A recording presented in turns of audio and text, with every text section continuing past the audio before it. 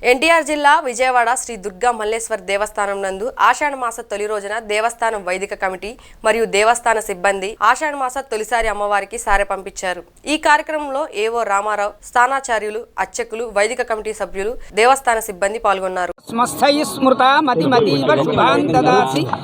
దారిద్ర్య దుఃఖ భయహారిణికాత్మధన్య సర్వోపకార కరణాయ దయార్ద్రచిత్త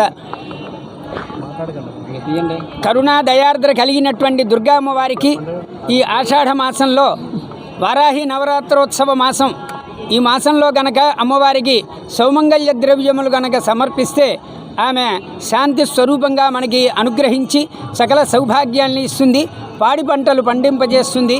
అందున ఈ సంవత్సరం నుంచి వారాహి నవరాత్రోత్సవాలు కూడా దేవస్థానం ప్రారంభం చేస్తున్నది। ఈరోజు కలశ స్థాపన, పంచవారాహి మంత్రములు, చండీ రుద్రపారాయణలు, రుద్రహోమములు ఇవన్నీ కూడాను ఈ 9 రోజులు, ఈ 6వ తారీఖు నుంచి 15వ తారీఖు వరకు కూడాను ఈ కార్యక్రమాలు జరుగుతాయి। తర్వాత శాకంభరి ఉత్సవాలు ఇవన్నీ కూడాను అందులో యతీశ్వరులు అందరూ కూడాను ఈ మాసంలోనే చాతుర్మాస్య దీక్ష తీసి లోక కళ్యాణం చేస్తూ ఉంటారు।